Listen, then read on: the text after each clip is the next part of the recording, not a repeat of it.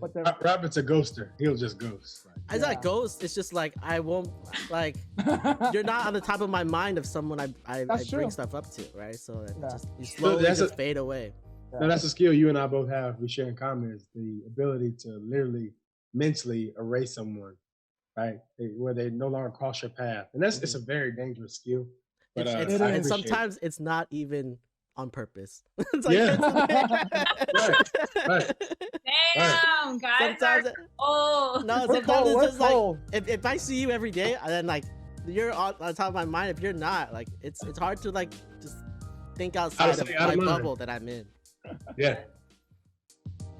Hey there. Welcome to the Gluten-Free Organic Thoughts podcast, where you are encouraged to express your natural thoughts and views through casual, meaningful conversations that hopefully can lead to learning and understanding new perspectives. To find out more info, visit www.gfOThoughts.com. Now, here are your hosts, Michael Wong and Robert Din. We hope you enjoy this episode. Hello, everybody. Welcome back. For those who are constant listeners, we have our 52nd episode today. Today is a special recording where we are doing this live. Yes, if you're watching this live, we have not edited this episode yet. But guess what? We have two special guests coming back today. And for those who don't know me, my name is Michael. I am one of the co-hosts for the Gluten-Free Organic Thoughts podcast. And today we have two returning guests. Michelle. She's a private elementary school teacher, high energetic, straightforward. She's no BS. And we have my good old friend, old roommate, Jonathan, engineer by trade, actually engineer by skill set and paper, but he's a hustler, entrepreneur, coach by trade. And again, another person of mine, high energetic, and always with me, Robert Din. How's it going, everyone? Welcome back. I'm so this is so crazy that we're doing this live. We don't know how this is gonna go. So you guys might get like half an episode, you might get a full one, you might get crazy one. Anything can happen today. Happy to have Michelle and Jonathan back on the show. A couple of our top guests that we've had over the past year. 1 year anniversary, Mike. Mike. That on my resume. Top guest. There you go. We were getting that. Love it. Well, welcome back, Michelle and Jonathan. Thanks for having, first of all, let's kick it off with drinks. Michelle, what do you have in today? I'm drinking a green tea with, I believe, orange blossom honey out of my favorite watermelon mug. Wow. Watermelon mug. Yeah. That is a fancy drink right there. Well, talk about Saturday fun day, right? Yeah. This is like low key, very chill. Low key, okay. Saturday afternoon drink. Yeah. Boo. Jonathan, what you got? What are you booing about? I just kept it classic today for my guy Robert. We got some Jack Daniels on the rocks. Oh, Jack Daniels on the rocks. I like it. Beautiful damaged cup. So we're good. I was saying no clear cup that we can't tell it's true or keep it water. That's true. It could be anything. I could be lying though. Yeah. We've had a thing where Mike every week would come on with a thermos or like something, and it has it's black. So and he changes up what he has inside every time. We're like, maybe he's just lying to us. Maybe it's yeah. We don't know what it is. Way to get away with it, honestly. Yeah. Smart guy. All right. So Robert, go ahead. What do you have? I got a special bottle today. A special bottle of rosé. This is a sparkling rosé from Laird in Napa Valley. Oh, it's a very fancy bottle that we're opening up today for celebration. All right. So today, because it is our 52nd episode, our 1 year anniversary, I am busting out some alcohol. And, nice, finally. I told you, that's true. I mean, finally. Actually, you've had a few times when you had coffee and I put in some Kahlua. So once in a while I tend to forget Miami does have some nice microbrewery. I just went to watch a soccer game recently, Vesta Sur. So pretty much I just wanted to actually like this Mango Landia beer. It's pretty much, can you all see it? Let me see. Yeah. And it's like a wheat ale beer, pretty much. And so I just want to open it up just in case that Robert doesn't think it's water. Yeah. It could be anything. It could be no, it's not everything. Now he's opening it up on camera, live for us. We don't condone alcohol drinking. Okay, by the way, just so you know. We don't. What's the opposite of condone? All right, cheers, everyone. Everyone. Cheers. Congrats on the 52nd episode. Yeah. A year of gluten-free organic thoughts. Thank you, I know. Guys. Wow. Me and Robert survived not killing each other, right? That's true. You guys make a good duo. Absolutely. All right, so for this episode, going forward, we're gonna do a little bit different. We decided to pick the topics and form that in form of one question, and we're gonna discuss that question. So our two guests have picked the topics, and we're gonna kick it off with one of my current one first because it's a current event that just happened recently. So in Miami, they just had a Bitcoin conference, I think a couple of weeks ago, and one of the I guess one of the biggest trend right now, obviously, Bitcoin is becoming mainstream. And a lot of countries are slowly trying to adapt that, maybe try to become their currency, at least to stabilize the currency. So they try to adopt Bitcoin. So I think recently was El Salvador. El Salvador. Yeah. El Salvador just, tried to pretty much legitimize Bitcoin as one of the currency. So the question that I'm formulating this is that, will central banks let currency coexist like a real currency next to fiat, or would take it and it would just be like another form of vehicle where they can just make money and screw the little guy over like they do in the stock market? Okay. So any thoughts, anybody, before I share my perspective? So I think we already have stuff like USDC. We already have stable coins. I think... Robert, actually, take a step back. What is stable coins for those who don't know what it is? Stable coins are cryptocurrencies that are pegged to some currency that's fiat, right? So like USDC is pegged to the US dollar.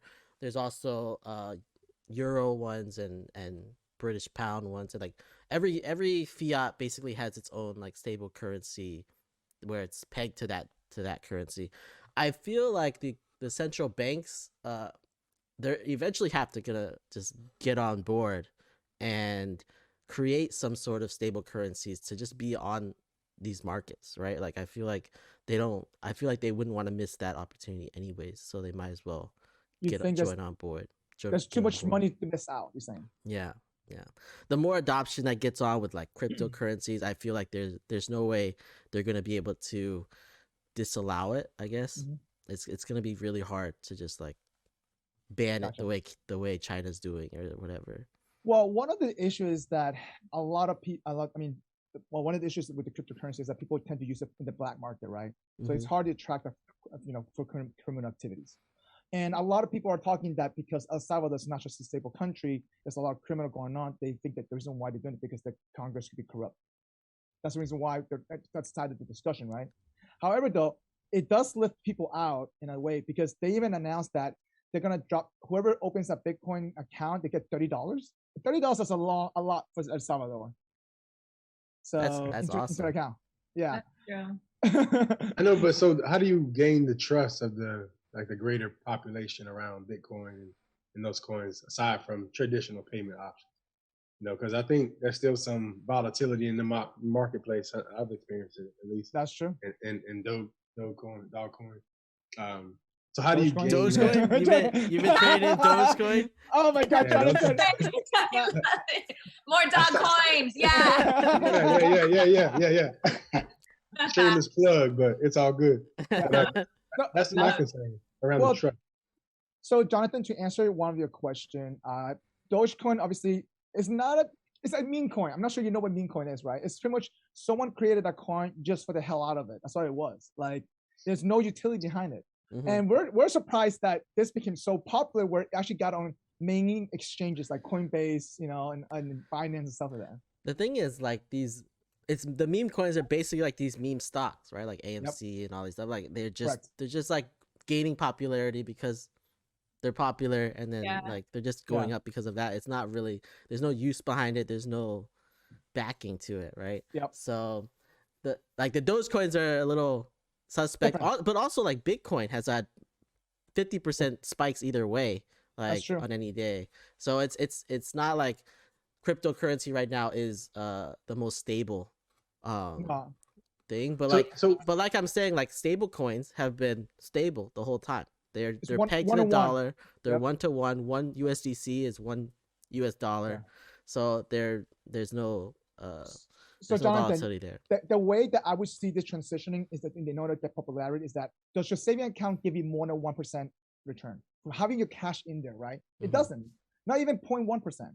So the next step is move half your savings account into a stable coin. You get 10% APY now in your just holding stable coin. So you're not going to lose value. I have half of my savings in stable coins right now because I'm getting even like the conservative ports, like Coinbase is very conservative. They're giving what 0.15% for USDC, but there's other coins where you're getting 4 or 5%. Just there. That's on Coinbase, which is like the most conservative of all sites. That's true. But isn't there some, like, if I needed to access that money at some point, isn't there like a conversion or a service fee?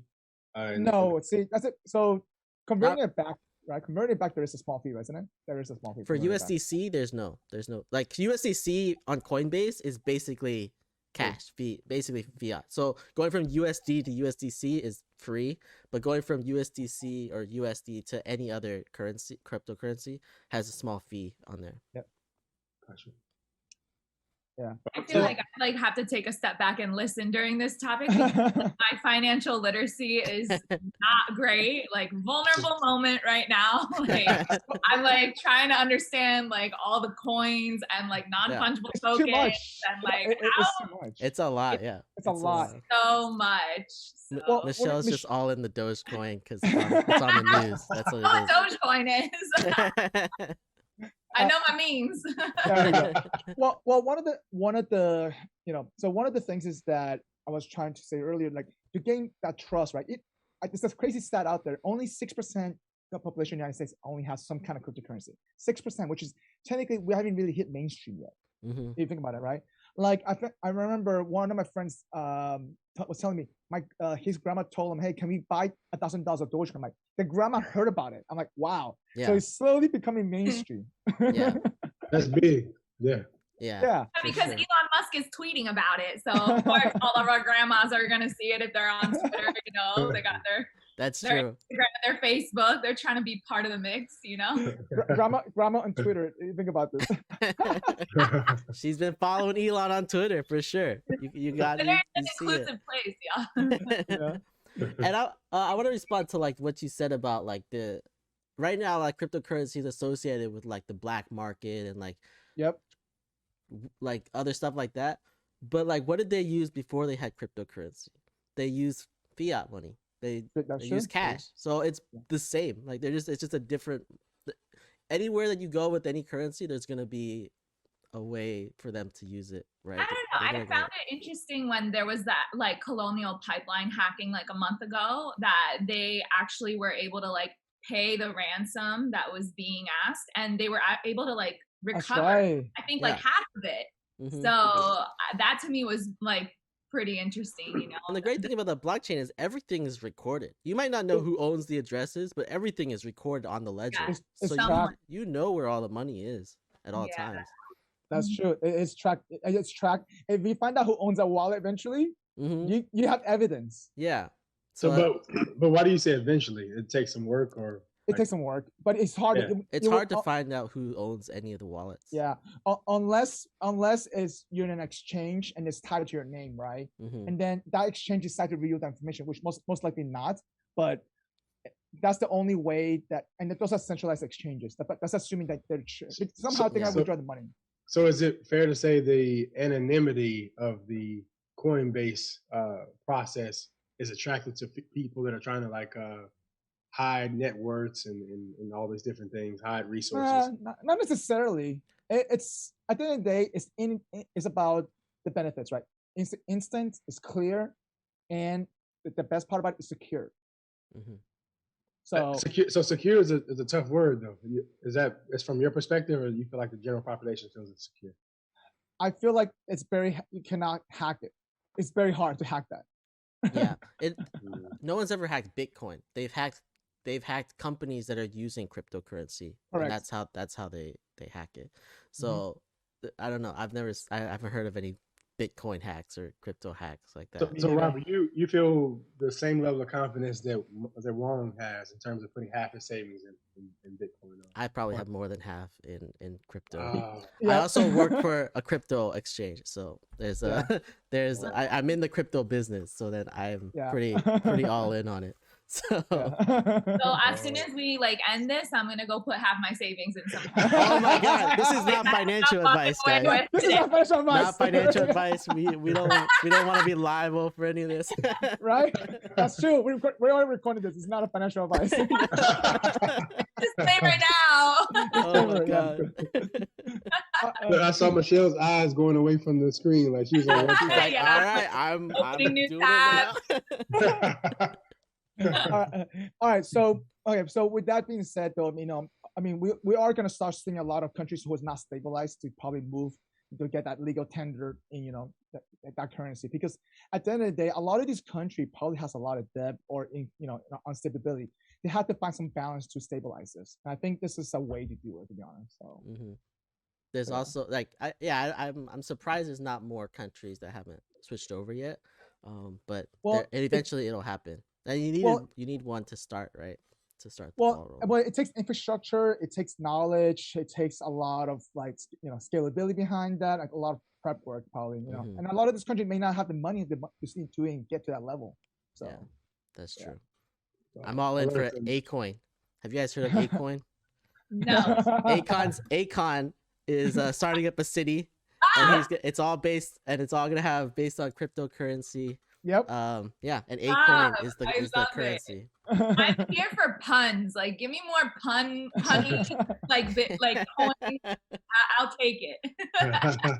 Those are the ones that are gonna hit mainstream for sure. Yeah. All right. So we're pivoting now. So Michelle, wanna kick off your topic? I think you have an amazing topic.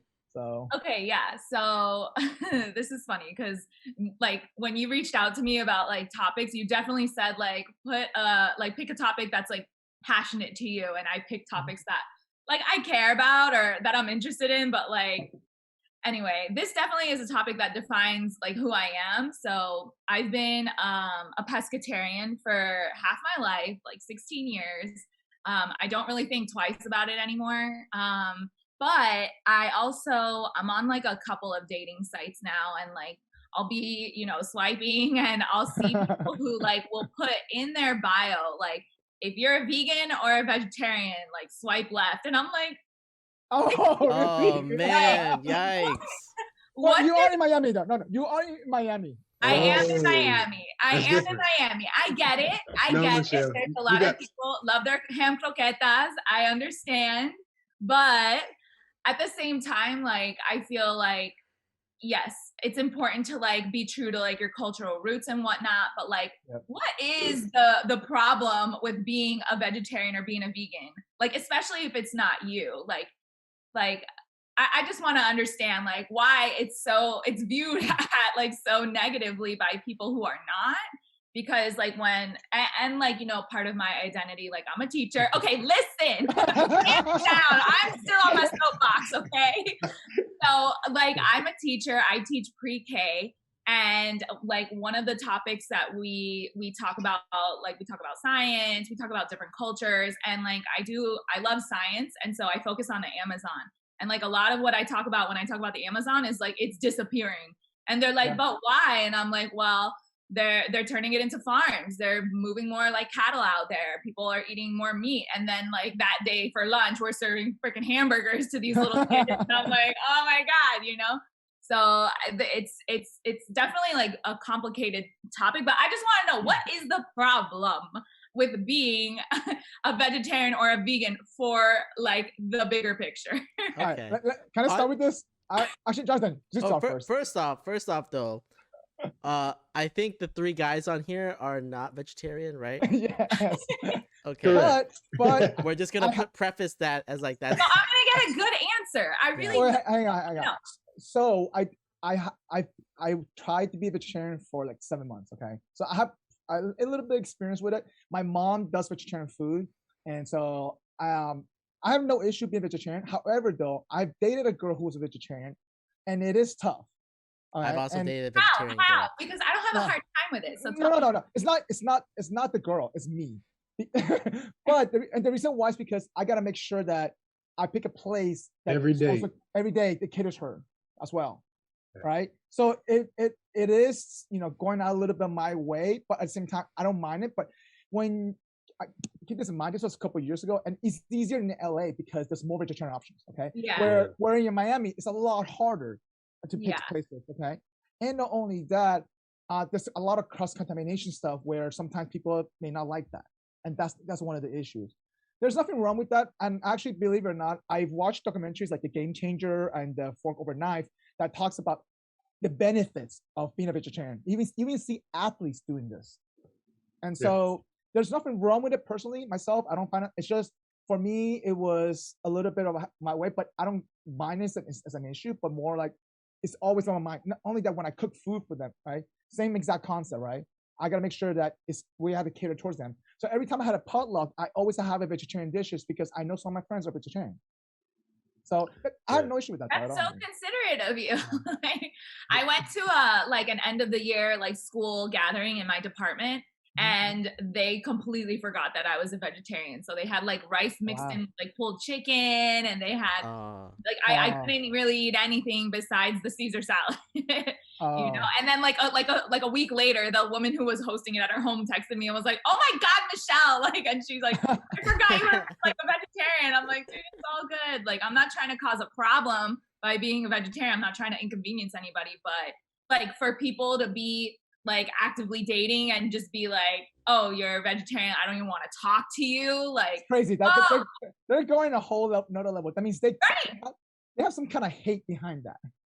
Well, no, I don't know if it's hate. Go ahead, Jonathan. I agree with Mike, right? It's kind of like in that space that you're referring to around dating and stuff like that, it almost becomes like a foundational, pivotal mark, negative or positive. It's something that should be taken serious because everything is pivoted off of that. Food, like it's almost like food. Some people have religion as a pivotal mark. That's true. Some people have like not necessarily athleticism, but an active lifestyle. Like if I live an active lifestyle, I wouldn't want to date someone that didn't understand it at the very least, or it'd be even better if they were part of it. That's right? True. Because you have to make those special considerations. You're like, hey, Michelle, I forgot. Okay. I got to go to this place. I gotta accommodate her. And it almost feels, I want to maybe use the word limiting because I may like Steak 48 and they may not have any, vegetarian options. And I'm like, I can't even go there because Michelle doesn't like it, and depending on, geographically where you live, it's even more difficult in some places. I live in the South, right? So we don't have, we don't have fast food vegetarian options, right? You got to make it work. You got to say, hey, I'm at such and such. Can you take the meat off? Can you add the tofu, or you're whatever. just eating like French fries or something. Well, well, here's the thing. I feel like now that I'm talking to you guys and you're kind of explaining like you want to try to pick a restaurant and it limits you, like I think that is like a self-imposed like view that guys have. Like I have to pick a restaurant that she's gonna be like 100% happy with, or that's gonna have like many options for her. Like really for me, like the only place I really cannot eat is like a barbecue joint. Like it's just uncomfortable. Usually those are like I don't know, I don't want to like talk like throw shade down, talk shit, but like it's usually like the dustiest place, like the salad bar is like a little creepy. Like I don't love it in general. But like anywhere that I go, like I can usually figure something out, like remove the chicken or like you know what I mean? Like I can figure it out, but so Michelle, here's an example. You're on a road trip with Robin. Yeah. Right? Okay. Oh, the two of us. All right. You guys are coming back from a vacation, whatever. And obviously hunger hits at some point. Like, man, I'm hungry. You hungry? Like, yeah. And you're in the middle of nowhere. Right? And you're like, okay, here are the options, Michelle. We got Cracker Barrel, we got Golden Corral, we got all McDonald's. Yeah, McDonald's. Like I eat at all three, man. I can find Yo, I'll tell you exactly. Like at McDonald's, I'll get the fillet of fish because I told you I eat fish. Okay. Love me a McFlurry, Oreo McFlurry with French fries. and just let me say, if I'm going on a road trip anywhere, I promise you, there's gonna be an entire seat full of snacks. There's gonna be a bag. And it's bag, and I am not going hungry. All right, Michelle, maybe we should go on a road trip. This sounds awesome. No, I'm down. I love a good adventure. Let's go. All right, Okay. for me here, right? Like, I dated a vegetarian girl, and we're like, the food wise, like, that's a big concern for sure. But the thing is, like, I'm like a huge foodie, so like I want to experience food with this girl, but then when we go to certain foods, like, she just can't have it, and so it's like more like sometimes it's a little isolating when you're going and like eating things that are like that you find so good, and you're like, oh, you should no, you can't try this, but like it's amazing. Sharing the experience. Hey, like trying to share experiences is a little difficult, so it's limiting. Yeah, so I feel like that's one thing. Also, when you first meet people, when you first meet people, they say, like, how do you know someone's a vegan? Is they'll tell you they're a vegan, right? And Sure. They'll tell you. So it's very true. And like the first time you meet someone, there might be some like some headbutting there where they're like, oh yeah, you shouldn't be eating meat or something. Like, maybe not the first date, maybe the second or third, they'll be trying to push it onto you, and you don't really want that. So right? see, that is a stereotype about people who choose to cut meat or, you know, cut dairy out of their lives, that they're like trying to push this shit on you, which I have no problem with, because I'm not like that. I don't know. I've seen it because I had a roommate, and she told she was pushing me. Let's go deeper, Michelle. Let's go deeper. If you meet someone that isn't a vegan, right, or pescatarian, and you guys decide to get married, have children, all these different things, how do you raise the children? Under your belief system or your dietary restrictions? You know, I was raised like eating different kinds of meats. Like, let me tell you something. Before I became a vegetarian, I used to live and die by the Whopper Jr. at Burger King. I loved it. Every time I would get one, it would be like mouth-watering, just the best experience ever. And it was hard to cut that out, you know, but like, if I were to have kids in the future, like, I want them to make decisions on their own. Like, I don't want to impose every single belief that I have onto my children. Obviously, it's natural for you to bring your own beliefs into that, like, parent-child relationship, but I came to my own decision when I decided I wanted to stop eating meat. And yeah, at first it wasn't very kosher, no pun intended, like dietary. Like, I had a close friend who was doing it, and I was like, I don't even think I could do that. I eat bacon all the freaking time. Like, I don't think it's possible for me to cut it out. And I like quit cold turkey, and I never really looked back, you know. And I've definitely had a couple of like slip ups, unintentional slip ups, but unintentional. Yeah, I was like way drunk eating half a lamb hero in South Beach, but we don't need to go there. No, we don't. Just some arepas here. Okay, there are vegetarian arepas. I love That's arepas, true. you know, like. And back to your point, Robert, about like wanting to share food experiences. Like, I love going to restaurants. Like, Miami Spice is like one of my favorite times, like being in Miami. Like, I go to all the restaurants and try the foods, and sometimes it is a little tricky because it's a fixed menu, but like, I love sharing my food, and I don't want anybody to feel like they have to ask me, like, can I order a burger, or like I'm not trying to impose myself on anybody. This is just how I feel. No, it's not about like, I won't order food because she's a vegetarian, right? Like, that's never been an issue. It's more like, oh my god, this is amazing, I want you to share this with me. So if that's the limiting factor, then we kind of like are missing on an opportunity where we could be having connecting more. Yeah. But if you're connecting on so many other levels, and that's like the only thing, like, your vegetarian girl is still willing to go to the restaurant with you and eat at the table with you and share her food with you, like, and she just can't try like one thing that you're having that you're enjoying. Like, honestly, if that were me, I'd be like, damn, I'm so glad you're loving it. Like, we definitely got to come back, you know, like. But so go. Here's another perspective, right? Okay. I don't know why I always go to the most extreme, but you're in a situation where you're married, you're in a home, right? The guy is not a vegetarian. Essentially, you have to create 2 separate meals every day, or he has to create, whoever is cooking. Those considerations have to be made, or somebody's got to choose not to, be a one or the other. Mm-hmm. So we can eat the same. So obviously it wouldn't be you choosing to be a meat eater; it would be him choosing to eat vegan options. So that, I don't know. What do you think about that? Would that pose a challenge or friction point in the relationship? Yeah, I mean, I think it's a little challenging. I think like there are times when, because I've lived with a significant other before, and I think there are times where you guys are just not in the mood for the same meal altogether.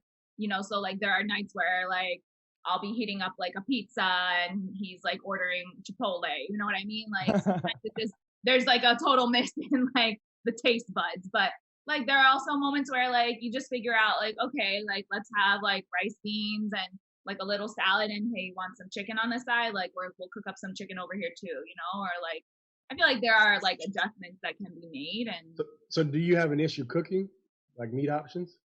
Honestly, I don't have an issue cooking. My only issue cooking is that I'm not very good at it. So like, I don't know if you want me cooking your chicken. I'm gonna ruin that chicken for you on purpose. Yeah. Oh no, you can't eat the chicken now. It's burnt. Sorry. Oh no. Oh no. Okay. No, Hey, Robert, minus one.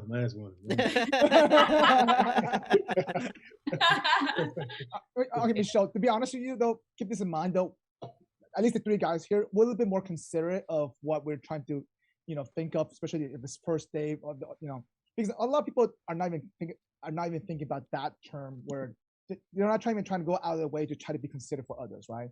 And again, every guy is different, or every person's different, whether you're a guy or girl, right? Like it's gonna come down to is how much you're willing to give, and to kind of especially like you said, if you had that connection, yeah, you're willing to work with it and tweak around with it, right? But if there are like upfront people that saying that kind of stuff, especially in the profile, I mean, you wouldn't even want to be with those people in the first place. Yeah. maybe it's a good indicator, right? Yeah, that's true. It is. I'm not gonna lie. I'm like, oh, you're telling me to swipe left? Done. It lets me know that Michelle feels limited because those people probably potentially she may have been attracted to. That's true. Yeah, honestly, sometimes I see like things on the profile and I'm like, okay, like I see you, and then it's like vegetarian. I'm like, okay, there goes that, like 2-second attraction. Bye bye. Just switch, man. Eat a steak and you'll be good. That's the solution. Jonathan, just stay drunk. Oh. There you go. I got it. Hilarious. All right. Well, hopefully we gave you a decent perspective to your answers for your topic, though. I think I do think that's a good question because, I mean, when I tried it for 7 months straight, I did struggle finding options, but I got lucky because my mom, both of my parents are chefs, so therefore my parents used to have a whole vegetarian section in the restaurant. We have monks coming to the restaurant, so my mom perfected like fake chicken, fake meat, fake stuff. So when I was struggling finding stuff, I was able to make it myself, right? Mm-hmm. In LA, it was easy to find stuff because they were creative. There are people there out there looking for different type of vegetarian food, so they were super creative with those vegetarian food. So again, like Jonathan said, it really varies on the demographic area, and it's going to come down to is what you're willing to give and take type of deal. So. The one thing, sorry, I don't want to keep diving into it. I know you're trying to transition, Mike, but the one thing I struggle with is that a lot of vegetarian options try to emulate meat. That's true. I don't understand. Is it because of the consistency that you like to feel in your mouth? That's actually a good question. That's good. For me, it's a consistency, correct, but not necessarily mean that I crave meat. But it's just more like, wow, they went out of the way to think about this. This is still healthy, and it's not affecting the environment. On top of that, and I still have the texture. Yeah, like that's art. That's art to me. That's art. I would rather it just be vegetarian and be good. Yeah, and or like vegan and be good versus like trying to make it a meat dish. Yeah, like, I'd rather just not have it. I don't know. Okay. A lot of times they're like these are healthy foods and it just tastes bad, and then everyone's like, oh, this is delicious, and I'm like, no, this is bad food. Like you should. Okay, like, here's an example: buffalo chicken wings. Okay, I love chicken wings in general. Like chicken wings in general. Okay, I'm a big fan of buffalo. I had a hard time finding something similar to that, and so at this place made buffalo chicken nuggets. but vegan style. And it was jackfruit based and with a little bit of cauliflower to get that texture, the friedness outside. Yeah. And they did such a good job. Like, I don't want to go back to chicken wings because that alone just, and it's cheaper too.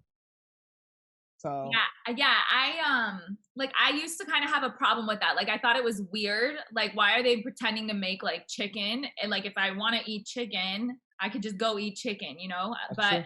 now, it is like a way for me to like kind of diversify a little bit my meal. Like sometimes I'll make like a fettuccine alfredo, and I'll like heat up a couple of like the Gardein like chicken tenders, and I'll like throw them on top, and it's like a nice little extra like culinary touch. Yeah.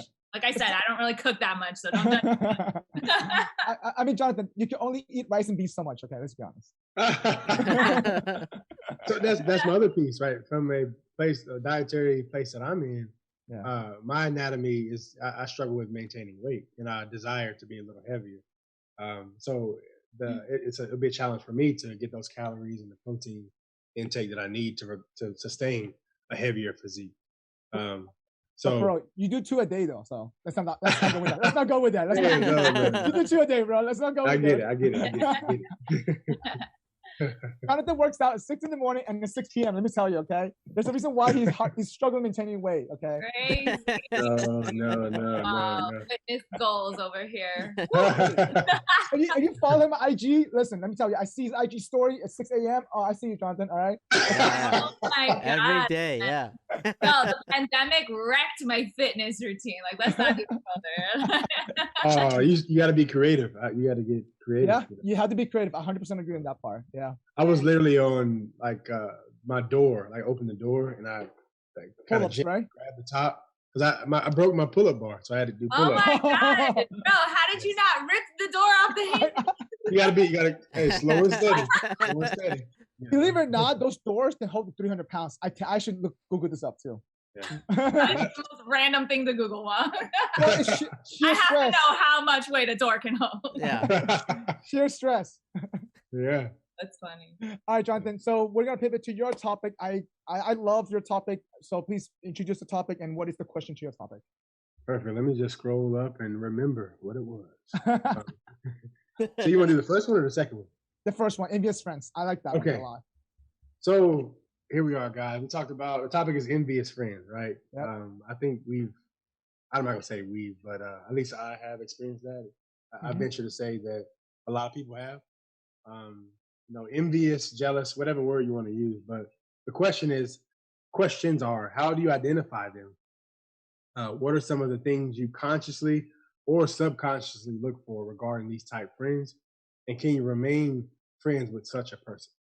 Okay. My first question is, what's wrong with an envious friend? Like, what? Yeah. What's wrong with that? Yeah. What is wrong with that? Wait. I want to go into that a little more because why are we defining people based on an emotion that people experience from time to time? Like, because sometimes I feel like upset, or sometimes I get angry. Am I an angry person? Am I like a sad person all the time? But also, I'm the first person to admit, like, I have been like that envious friend, you know, like I have seen my friends like successes, and sometimes like I am that person in my head. I'm like happy for them, but I'm also like, damn, like, how do I get that, you know? Yeah. So I think, Jonathan, is this coming from like an experience that you've had with a friend or something? Because like, I don't know where you're going. I don't want to dive into the experience, but yes, it is. Okay. But let's redefine it then. So envy is a natural emotion, right? Yeah, we're all human beings. We get that. Yeah, it happens. Like, hey, man, I've been working hard on my physique, but he looks way better than me. Or the girls are more attracted to him or whatever. He makes more money, he's got a better car, whatever. Like, that happens. But I think if that emotion is not superseded by good intentions, it drives the relationship in a rocky place, right? So as long as you have the core of you is good intentions, that you want the best for that person, it's okay to be jealous or envious that they may have accomplished something well before you have, right? That's natural. But if that envy or jealousy supersedes the good intentions, then you're out to get them. You want to see them fail. You You're so they're actively trying to make you fail because of their envy versus correct. someone who's just like, Yeah. oh, this I guy. That's different though. That's different though. That's different though. See. Yeah, I don't know that that's what envy really leads to. Like, I feel like from my experiences with it, like when I've had a friend like envious of me, or I've been envious of somebody else, like really what happens is like it begins to like persist in the relationship. Like it's a topic that comes up over and over, and it's not coming up in like a positive, like congratulatory light. Like I think when somebody accomplishes something and they're close to you, or even when they're not that close to you, when they're just kind of like in your friend orbit and you know them and you know they're celebrating something, like you want to be able to respond in a way that's like congratulatory, right? Like you're really happy for them. But then like when those emotions start to creep in and you start to kind of become like a negative Nancy, or I don't know what you call it. Like, Yeah. but you know what I mean? You start asking those questions like, but what about, or like, you just start letting little doubts like seep in, and like little negative like comments, and it becomes like persistent, and then you know like something's up, right? So do you keep that friend in that space you just described? Do they stick around? Here's an example. I'll give a slight kind of story here. So I bought a home, my first home, and shared it with a close friend of mine, and I was excited. Right? It was something that that person and I had talked about as being a pivotal goal, and I was excited to invite them over. Like, hey, this is what I was able to do, and I was expecting an embrace or a man, happy for you, dog. Like, yo, you did it. I'm not there yet, but you did it first, and I'm proud of you. I'm happy. This is nice area. But when they walked in, it was like, I mean, it's okay. Wait, they were downplaying it? Yeah. It was like they're like negging you a little. It was like downplaying it. And the crazy part is the next week they started looking for a home rigorously, aggressively. And they identified things that my home didn't have. I owned a townhome at that point, and I didn't have a big yard. I didn't have a porch. So they strategically looked for things that I didn't have to one up me almost. So I didn't realize in that moment that that's what that was until later, but that's kind of what I'm asking. Do you guys subconsciously or consciously? I'm not trying to project either. It also depends on the relationship, right? So like, one thing that happened, right, was like when we were in college, me and Sean had a TV battle, right? Like we were like, oh, I got this TV. I remember that. Sean's like, oh, you got a TV? I'm gonna get a TV, and his TV was a little better. And I was like, all right, well, I'm gonna go and get my TV a little. It's a very like rivalry, right? And it like, but it wasn't like in a negative way. We were pushing each other, right? It's more like pushing each other. So that's healthy. That's healthy. Which is different than what you're talking about. If someone comes in is like super neg on me all the time, I kind of just like don't talk to them anymore. Like I keep a positive environment around me, right? Like in my experience, that's where we were. We were like, hey, it was almost like a healthy kind of sibling rivalry. Like, hey, I push you, you push me. I get this, you get this, and we just slowly but surely climb this ladder of success. And that's kind of what that's my vantage point. But I realized that it wasn't from a healthy place. It was an envious place. Like, I want your spot. I want these things that you have, and I want to get them way before you. And I can't celebrate you if you get them faster than I do. So that's true. So, what else does this person bring to the table in terms of like friendship? Like, I think when you're weighing like, should I keep the friendship, or is this like a deal breaker? You really have to consider like really the whole friendship. Like, where have you guys come from? Like, and you don't want to rely too heavily on the past, because that's not bringing you forward, right? Like, really it's about what's happening now. But like, can you continue to like move in a positive direction, or is this something that's really shaping your friendship that maybe you need to just take a step back from and explore other friendships, or kind of lean on other people for a little while until this topic kind of settles down, and then you guys can revisit? Or maybe you guys kind of just drift apart? Like, yeah, so that's, for me, that's one of those pivotal things, foundational things. If there's envy that is superseded by good intentions, then it's like a prerequisite for me in terms of friendship, right? Because that all ties to loyalty and all these different things, which are foundational components of friendship. So to answer your question, I couldn't continue the friendship regardless of what they provided otherwise. I don't care if they're the smartest person, the best cook, the best advice, if they don't have my best interest at heart, if they can't celebrate me, even if it's in small wins, I don't want them around me. So, Jonathan, to your point, though, I've personally experienced something like that myself as well in the past, and you don't realize it until it's a little bit later, right? Correct. Too late. It's too late. Correct. But there's nothing you can do to change the past. The only thing you can do is try to be more aware of that. And you're right. At the end of the day, for me, I don't really say, "Hey, I'm not gonna be friends with you." I just part ways. You know what I mean? Slowly, it's kind of slowly. Yeah, it fizzles out. Talking to them. Correct. Yeah, and it happens though too. Also, it's with just life, like a right? natural thing. People change. People change. But people change. I agree. I don't write them off. Say, "Hey, I hate you for what you did." It's just that people can change. You're right, Michelle. But one of the things is that what Jonathan's trying to say is that write them off. I celebrate their wins and their support, right? I would respect the mutual respect as well. Same. That's all it comes down to, right? Because the struggle, I think, is a different topic. But the struggle I think a lot of us deal with is we expect us from other people, right? So, see, that's a mindset though. See, for me, I don't expect anything in return. I do this, at least personally myself. No, not a return. Not a return. I'm saying you put yourself in their shoes, looking at you accomplishing things. You're like, well, yeah.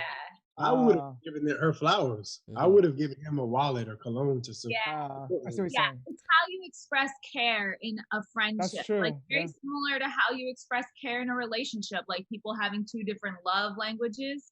You hear people talking about that. Like I think that's very similar in friendships as well. Like, are you guys speaking the same language? Has somebody started speaking a different language now? And that's true. Yeah.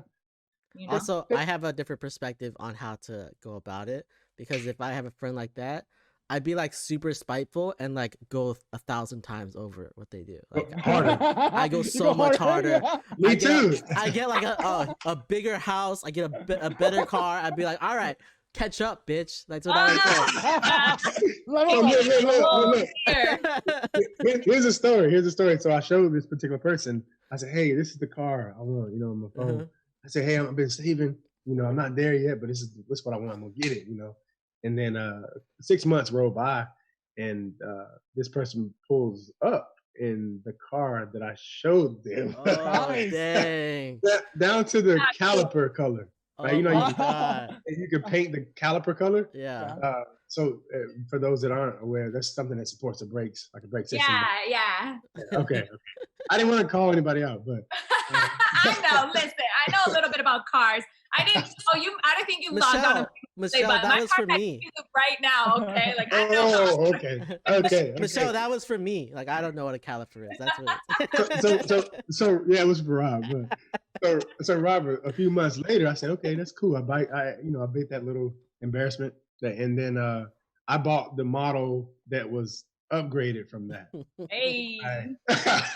So it was in that moment it was healthy, I thought, but it got to a place where it was healthy. So Jonathan, let me ask you this though. Maybe that person admires you, to be honest. You never know. Of course. Humbly, of course, but I admire people that I'm not envious of. I celebrate those people. But it's harder because sometimes people have trouble expressing their admiration for somebody other. I'm trying to be like Jonathan, so I'm gonna buy the same car. You see what I'm saying? It may not be done on purpose sometimes, but you're right. Some people are aware of it and they do it as a negative thing where it kind of hurts you. Much, so.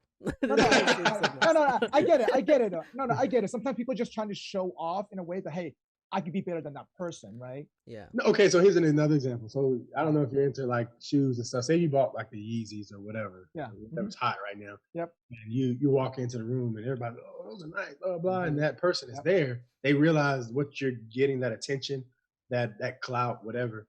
So they go out and buy the same pair, but a different color, right? That type of stuff is what I'm subconsciously looking for now, given my experience, right? Oh. And I don't know, like unless they're doing something to like negatively affect me. I agree. I'm not really worried. I was just gonna worry about it either. Like, there's a difference between like going out and buying like a different color of the same shoe, and you guys being like, check it out, we got the same shoes. What? Yeah. But and then them shitting on your shoe after they buy their. True. It's more like if say like I'm like, oh, this is the job I want, and I'm like, I'm gonna go do this job, and then they're like, oh, he's almost got the job. He's got like an on-site. I'm gonna call them up and tell them, oh, this guy's shit. He can't do the work. And then mess with you, right? I think that's different. where like that envy leads to something worse for me, that would be like something that I would be looking for, rather than like if they're copying me, like that's the highest form of praise, right? Respect. Yeah, I agree. Yeah. So, Jonathan, like, something really funny. Me, Sam, and my friend John, we had the same pair of shoes. But did you get the 2019, 2020 version, 2021 version? They're all the same. They're all the same exact year, same exact model, same exact color. And like unintentionally? No, purposely. Because that's friendship. That's friendship. Yeah. So wait, let me ask you something. It sounds like he really admires you. Like, are there things about him that hurt you? Admire? Oh yeah, and I celebrated him in that moment, like in those moments, in those perspectives, in those umbrellas of life. Yeah, I acknowledge, hey, you're better than me than this. Hey, I wouldn't have made it through this process without you. But has he hurt you negatively? Just wondering. I think like the neg side is the problem. That's the problem. I didn't share all the details, but yeah. Okay, wait. So I got one more question. This is it, I promise. So with you, because I very much am the kind of person that like would want to like speak up and let somebody know when I felt like I've been hurt, you know, or like something has bothered me. So like, have you considered talking to him about this and just being open and like letting him know, like, hey, like I noticed you came over and I didn't really feel. I know this is kind of a hard ask for some guys. We're guys though. We don't talk. I know. That's why I'm saying it's hard for some guys. When we're the most bothered, we're the most quiet. Yes, that's true. I 100% agree. It's a flaw in our design. We don't communicate as well as you all, or at least most women. So we'll harbor a lot of things, and we'll make sometimes accurate or inaccurate perceptions about how people have navigated in our lives, and we make decisions based on that. And say, hey, Robert was supposed to bring Hennessy. He promised me to bring Hennessy to the podcast. He brought rosé, so I don't mess with my bad. I can go get some Hennessy if you want to. Man. Bring the whole bar cart over. Yeah, I got a whole cart over here if you want some. Man, I didn't know that was part of the deal. Yeah, that's prerequisites to friendship, sir. Oh, damn. All right. Well, let me go switch off to something else.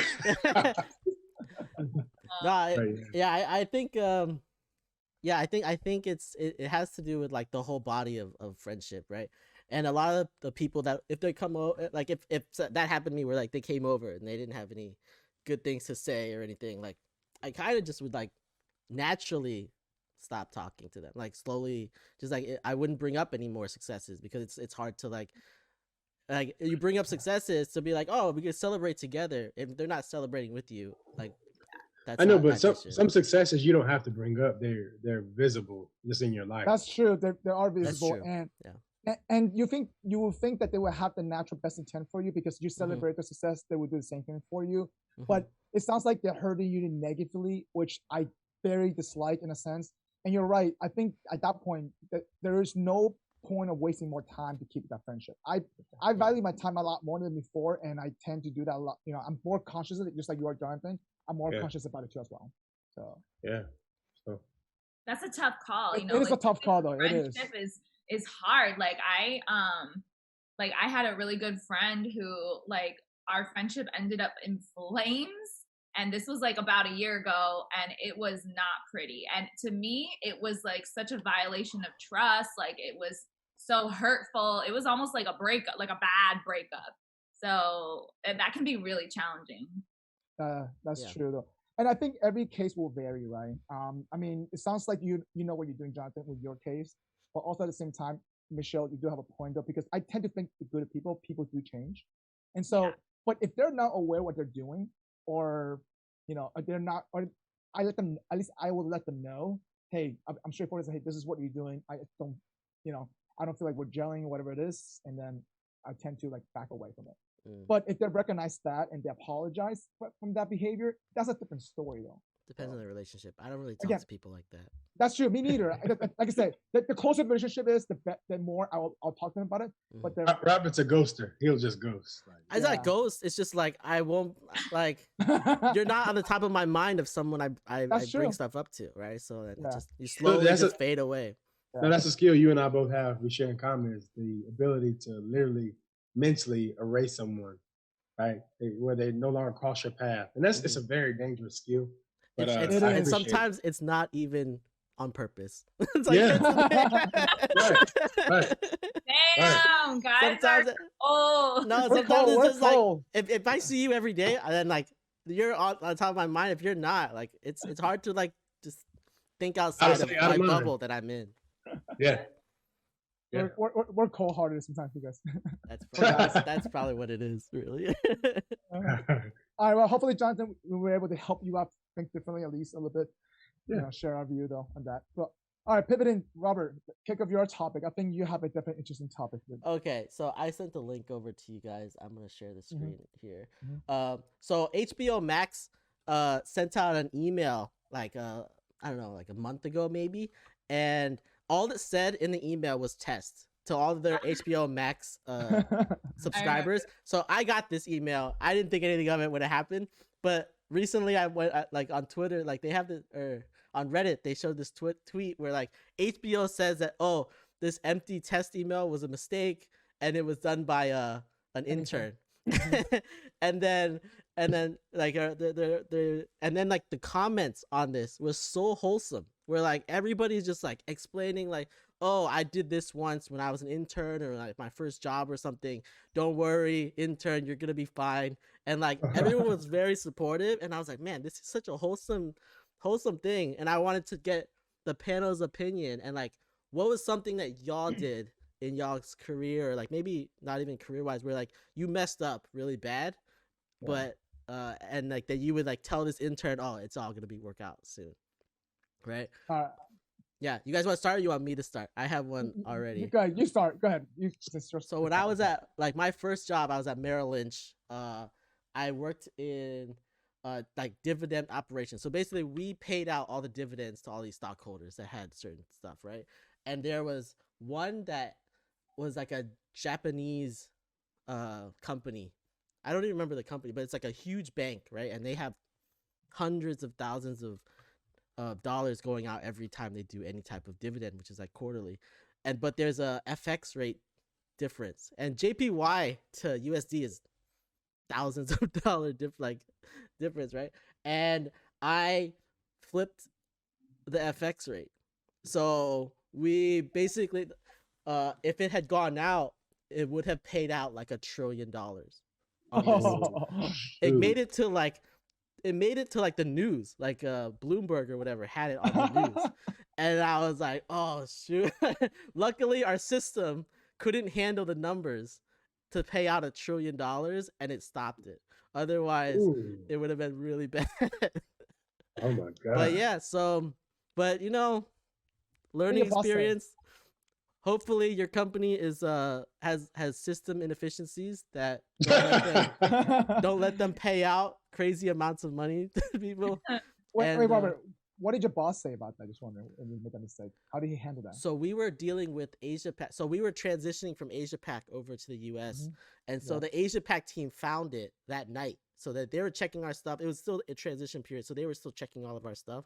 Okay. And so they checked it that night, and they were like, oh, there's an issue. And they called me at like 1 a.m. or something, and they're like, hey, this is going on, we need to fix this. And then they like got it, and then I came into my boss's office the next day, and I was like super depressed because I was like, this is my first mistake, like I've like never I never made a mistake like this before. And he's like, bro, it's fine, just chill out, you're good, nothing bad happened, we reversed it, it's fine. And then it'll be all right. So he was very supportive, but like, I know if it had gone to his boss, then I probably would have gotten an earful of profanities and stuff, but it was okay. It ended up good fine. Though. So at least he was very positive about that though. Yeah. So you kept your internship? That was my first job. Yeah. Your first job. My job. Yeah. So I still got through. Did it ever come up again later, or was it just? No, you don't do that again. You don't do that again. I never did that again. Yeah. No, but like, did anybody ever bring it up? Like, any of your higher ups ever, like, in like a review, be like, "Hey, we." Even jokingly. No, I don't think. I think after that day, everyone just forgot it. Like, it was just like there's so much stuff going on. They're just like, all right, whatever. No, it didn't actually affect the business, so we don't really care. That's what happened. Nice. So I mean, I have two sides of the story where I also had an intern that worked under me, and then I was an intern and I made mistakes too. Actually, Jonathan, this was at Disney, and so my first time being a PM at Disney, and I think they do this on purposely, where they try to push you how much can you do on your own, and let you make the mistake because it's not like they had the budget for it. So I think for one of the scope of the project, I did not go into too much detail where I did not, let's say, fulfill the requirements, and I took the wrong requirements down, and I had to go back to the contractor. Hey guys, we need to fix this, and the contractor, well, to fix this, it's gonna cost you this much. I'm like, crap. I have to go back now, ask for more money for this project. And as an intern, I'm like, shit, I'm not gonna call back for this internship again. because the cost of the project was more than my salary. Let's just say, wow. okay. And the so cost of most projects are more than yeah. Sounded good though. It sounded good. So I went back. So the guy that I pretty much I'm still friends with, he's a good mentor of mine, like in a sense. Like I asked him, hey, how can I get more money out of this? He's like, oh, let me do this one thing for you. Move some fundings over, you're done. Go ahead, go. Oh. And I was crapping my pants, worried about this whole thing the night before, and I was like, trying to prepare my speeches, and I'm sorry, blah blah blah. Like, but the guy, ready. I got my emails ready and everything. Seriously, my explanation. He's like, don't worry about it. I don't want to hear it. Just get it done and make sure it's on time. He's like, make sure it's on time. That's all you care about. So apparently they have conditions and plans, which I never knew as an intern. And I think they purposely don't tell you that because make sure, they don't want to make you think screwing up's okay. Yeah. So with that aspect of that, for me, that's something that, seeing this positive reinforcement from the community who don't know that person, that's great. And it's, everybody has their own story, right? Yeah. And so that's how it should be, honestly. Like as a teacher, like when I'm with the kids in the classroom and they make a mistake, like for example, they spill their water bottle or they drop all their crayons all over the floor. Like the first thing they do is look at me like, and I'm like, okay, what are we going to do to fix it? Like, it's okay. Let's get some paper towels or like, here, let me help you. Like, we can do this together. Like, it's so important for people to know that like, it's so natural to make mistakes. And like, that is how we learn, like naturally. So like the fact that there's so much like shame around it or like such a need to be perfect. Like I am like self-admitted perfectionist and like I make mistakes all the time, but I am able to recognize that like the mistakes don't define me and they're not like irreparable, like causing irreparable harm. Like I just move on and I try to do better and it's okay. But like, yeah, there's a lot of shame around like making errors and like being human that I take issue with. Yeah. But I make mistakes all the time. Like I have to work with a whole new set of families and students every year. And like, it's impossible not to make a mistake. Like I'm doing a camp right now and I have a bunch of kids in my class for a very short amount of time. Like it's on a week to week basis. So like some of the kids return after week 1, some of them come back week 3. Like, they're kind of like going in and out and I have to like develop a relationship with the families in a short amount of time and communicate little things with them. And like one of the kids, his name's Joaquin, and I was dropping him off at the car one day and his dad was like, oh yeah, Waco. And I was like, Waco! I love that. And then I proceeded to call him Waka. I put like the feminine A at the end for like a whole week. And his parents, like, they didn't say anything, but I remember being like, oh, like, we did a little dance party. We were singing, like, his song. I was telling him, waka, waka, eh, eh. And his dad was like, oh, yeah, wako. And, like, I think that was his way of being like, it's wako, not waka. And I was like, and I've been calling him waka for a week. Like, it's like little, no mistakes are so crazy that, I mean, maybe some of them are. But most mistakes are not so crazy that you're gonna lose your job over it. You know what I mean? Like things happen. And even if you lose your job, like you can go find another job. Like for the most part, unless you've done some like it's shady stuff. Yeah. Listen, I mean, we are human beings. We'll learn. I mean, hopefully we'll learn to learn from our mistakes. But I think having that positive reinforcement is much better off than having that negative reinforcement, because you could have gone the other way around, right? Where even my story, where like he's like, yeah, you're gonna be, that project assistant manager could have told me, hey, you're gonna be in shit trouble, you're gonna be in this blah blah blah in the doggy house, like, and it just now you're more scared to do things now instead of trying to go out all out again and try to be the best of yourself. We'll worry about failing, right? So it's like for me. So I've been doing improv classes for the last 6 months. I'm not funny, and I tend to do. I'm not. I admit that. I think you're funny, Juan. Funny looking maybe. Funny looking maybe, but But listen, I know my own self-awareness. But the reason why I'm doing improv is for me to get out of my own comfort zone, be able to control my speech, be able to control certain things, and be able to react to it, because it has to be on the spot, and I had to not think about it. And that's the reason why I'm doing it. But I enjoy the classes. But they made it such a safe environment where, listen, just be you, or be another character in the extreme. Just go all out, because you're here already. You might as well just throw all out, and it's okay to fail. We'll clap for you if you screwed up. They actually literally clap for you every time you screwed up. And so, I think that helps from improv helps from an emotional display for you. But I think you're very good at being able to come up with answers on the spot, right? Like the impromptu type stuff. Like you've answered questions so like intelligently that you had no clue they were coming to you.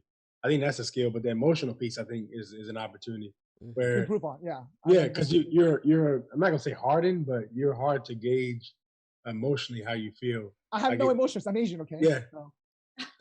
Like if you make a mistake, or if your feelings hurt, you're like, oh shit, okay, well, let's move on. And it could have hurt you dearly, but we don't know that. Surfacely wise, you're right, 100% agree. I keep it together. That's the thing, though. Also, as part of, but it's also part of how I grew up, because emotionally, I did struggle trying to express my emotions, especially in relationship wise as well. But as we get older, we tend to be better at it. And I mean, especially in the Asian culture, we don't talk about emotion. I think one of the episodes we talked about it earlier, we just don't express ourselves as much. You know what's funny is like my parents would be like reprimanding me. They'd be spanking me, right?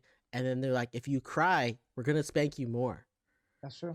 And so I'll give you a reason to cry. What, you're crying? I'm gonna beat you more. I was like, oh my God, like that's repressing emotions that are coming out that naturally. Like you can't even stop that. Right? And they're like, oh God.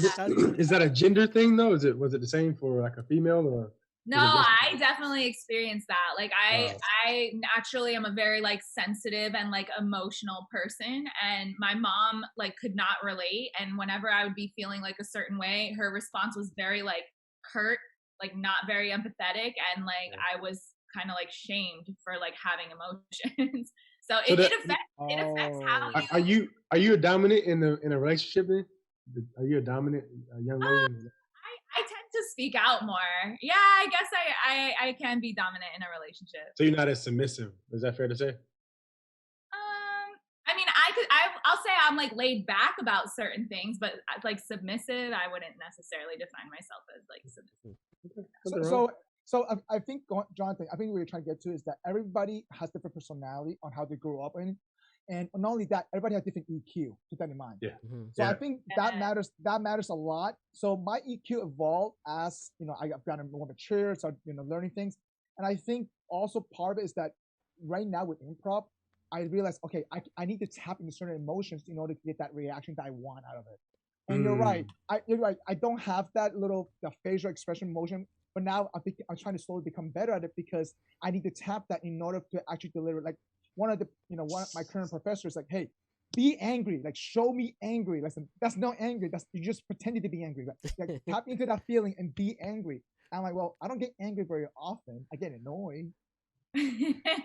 So I know, but doesn't that compound though? Like you continue to like suppress those emotions and don't handle them in that moment. They just like compound and compound and compound.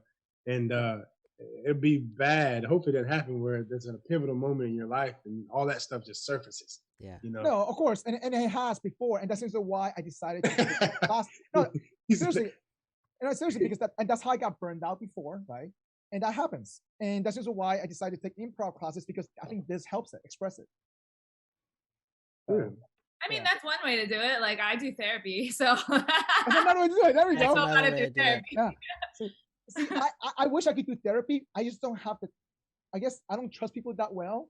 Sometimes it's hard to not. I mean, but also it's hard to find a good therapist. How do you know someone's good or not? That's the thing. If it works for you, it's go good. out and risk it. You know, you gotta risk it for the biscuit, my guy. Like, there we go. There we go. That's good though. Yeah. But yeah, I mean, but anyway, so pivoting to a different topic. I think this. Wait, we didn't get Jonathan's. Oh, that's true. That's true, Jonathan's. Oh, what? Did you give an example of of something that happened to you intern. That as an intern or like in a job where like you messed up? Jonathan, you messed up. I know that plenty of time. Let me think this through. As an intern or a regular job? I mean, either way. Like mine was a regular job. Like I was getting paid, and they could have fired me easily. Hey, let me think about that. I was hoping you guys would skip me. Like, almost. I mean, I've obviously made mistakes, you know, but I don't know why I can't. Nothing's coming to mind right now. All right, that's cool. We can move on. That's fine. Share it later. Yeah, we'll come back. So, we'll come back. Okay, so I'll we put have it in the chat. All right, no worries. So we have time for one more topic. I think, Jonathan, you do have a second topic that I actually found it very intriguing. You want to bring that up because I feel like this is kind of related to what we just talked about a little bit, maturity-wise. Yeah, so maturation or maturity is the topic. And the questions are, what's something you learned later in life that you would have wanted to learn much earlier? How would things be different today if you did? Last question is, do you or will you incorporate those lessons in the upbringing of your children / younger family members? So I don't know if you ever had. Jonathan, you should start first. It's your topic first. Deep, yeah, Jonathan, you start first if this is your topic. So. I don't know. It's a weird one. I think that like later in life, I learned that you gotta understand what makes you happy, right? And I think we were guided in directions based on upbringing, and that may not really fully align with what your interests are or what fulfills you. So I'm big on fulfillment, peace, and happiness, and I didn't learn that till later. I wanted to kind of go in a route that I was pushed in because that was kind of tried and true. Whatever that looks like, hey, this is going to work for you. It's going to make you successful. You got to be an engineer. Okay, you got to do that. Honestly, I don't really like engineering, but I'm in the engineering field, and I was told that it creates a place of opportunity that other things may not, right? And it didn't matter at that point if that aligned with my interests or fulfillment. So I think if I were in a position to look at my younger self, I would prioritize fulfillment over anything monetary or any accomplishments from a professional standpoint, because ultimately you could be, it doesn't matter how much money you make or how many accolades you get, if you're not fulfilled or happy or at peace with who you are or who you're becoming as a person, then it still leads to misery. I've met multi-millionaires, and the guy actually this weekend, he came up to me, multi-millionaire. He says, man, I would pay to have your physique, man. I would, all the money that I have, I would pay to have the health that you have. He said, you know what? I have to get women off this Rolex, right? That's what I have to get women. That's what attracts the women. He said, but I'll give it all up for just to be healthy, not to have blood pressure medicine or not have to deal with these, ailments. And that really resonated with me. He has way more resources than I do, but that's how I prioritize my life now around happiness, fulfillment, and peace. So if I could look back at the 18-year-old Jonathan, I would say, hey, go for your dreams. If hopefully it aligns with something monetary, but at the very least, you know that you're fulfilled in your life. So let me ask you this though: at the age of 18, did you know what your dream was or what fulfilled you? Just wondering. Yeah, but you suppress it. I think kind of like you emotionally, right? You suppress it based on what you're told and what society tells you success looks like. They say you got to be engineer, lawyer, doctor, whatever, right?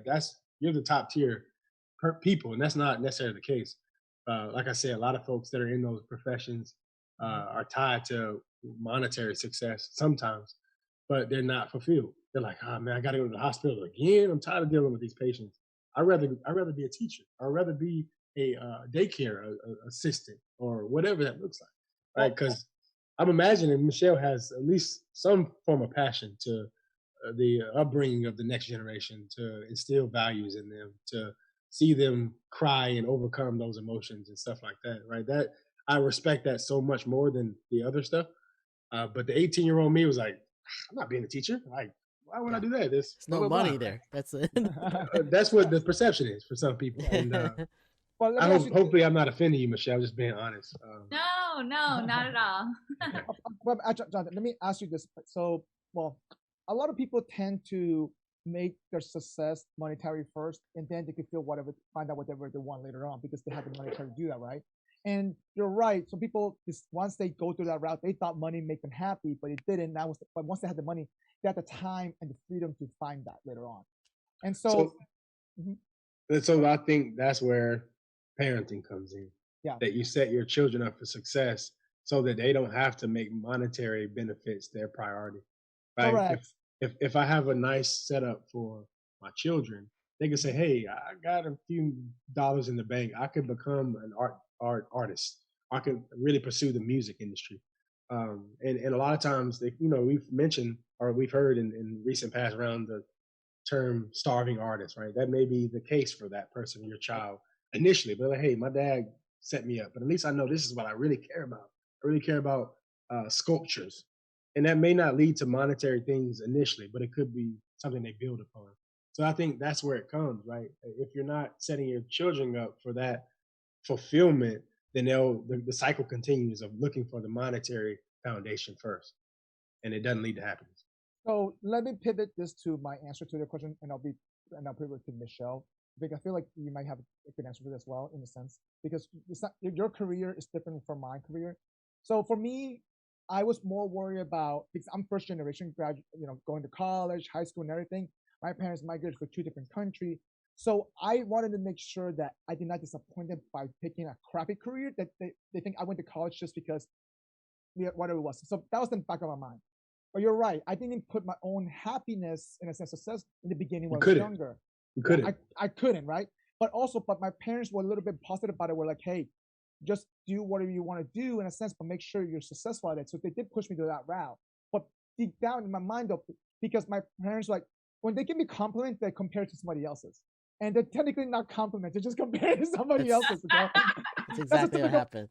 That's what exactly happens to Asian parents, okay? That's just how it is. Like, oh, so Jimmy did this, and I'm like, oh, okay, cool. All right, I know what you're going. And it's not even like people you know. It's like, yeah, oh, my friend's cousin's brother is like a pharmacist now. He's doing great. And you're like, oh, okay. Yeah, but what do you want? But you can do whatever you want, though, right? And I'm like, are you trying to say something to me right now? Trying to deliver different messages, So, but deep down, though, I wanted to make sure that at least, okay, you know what? I'm going to take this engineering route because I studied science math my entire life. I'm going to stuck with it because I don't give up anything. But deep down, I already knew that by the time I finished my internship, I did not want to do engineering. I just needed to figure out how to pivot my career because I'm good at solving problems. I have good analytical skills. What is my next set of career? Project management. Well, I ended up doing consulting. That's what happened. Yeah. And so my parents still today don't know what I do for a living, but at least they see me that, okay, I'm maintaining myself. I'm self-sustainable, blah, blah, blah, blah. I have a house, all this stuff. So they're happy for me. But to answer your question, if I were to go back and tell myself, 18 years old, hey, just go for it. Literally just skip engineering, literally, and you're going to be fine. But just trust yourself that you will have the skill set to, that you're not going to fail, right? In a sense, because ultimately it comes down to a lot of self-esteem, and it really does. And like just that parenting does help, and having that safe blanket. Hey, don't worry about money. Just do what you do what you love. You'll be okay. So a lot of people go to college is to find themselves, to find what they want. But if you know what you want, 18 years old, just let's say to start a business, I would rather start a business than go to college, or because especially you know what you want, you're chasing for. A lot of athletes does that because they know they want to play basketball forever. And at least for the next 20 years, so they're chasing that. They skip college, or they go to or they play 1 year college and they go pro. But at least they're chasing what they want. But a lot of them, when they chase what they want, but they have poor background, but they still do it. And I admire for that because they're going all in. Literally, their back is against the wall, and they have no choice but to succeed. Sometimes you may need that though. But I wish I had that mindset before though. So.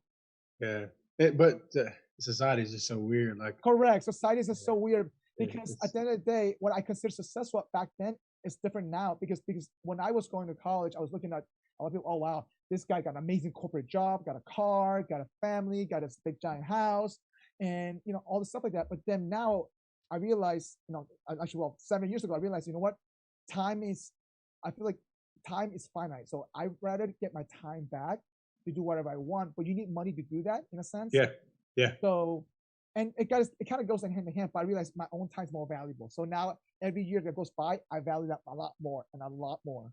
And going back to your I think to your perspectives, that I try to value my own happiness, my own perspective a lot more now than before. So. Yeah, and like you chose a route that was tried and true, like me, engineering, at least what society tells us. Yeah. And it didn't fulfill you fully. You wanted to be it's a consulting. It's a safe space. Safe bet. But the reality is, and I've noticed this, that if you get in different spaces, if you just throw that word out there, it puts you in a place that kind of puts you in the front of the line. And it's not fair. I don't feel I'm any smarter than anybody else or any more capable, right? But if I throw that word out there, society, even in that whatever social space I'm in, that I get the respect that I may or may not deserve, right? If sometimes they don't even question it. You just throw the engineering out. They don't ask what discipline or what field. They say, "Oh, don't touch that." Okay, good job. Next person. It's the same for doctor, right? Everybody think a doctor's good. No, they're not good. Personally, right now, I'm experiencing that. There are some very dumb people out there that are in those professions. Yes. And it annoys the hell out of me too. Yeah, but maybe you could just use that as leverage so that for your whatever you want to do, and then you have the respect. You can go get whatever you want. Like you just take advantage of it. Michelle, what do you think about this? So yeah, you guys are like touching on a lot of like interesting points, and like the first thing that like I think about is like my journey as a teacher, and like what is success to a teacher when like you're not necessarily valued by society in like ways that allow you to live like a very fulfilling and like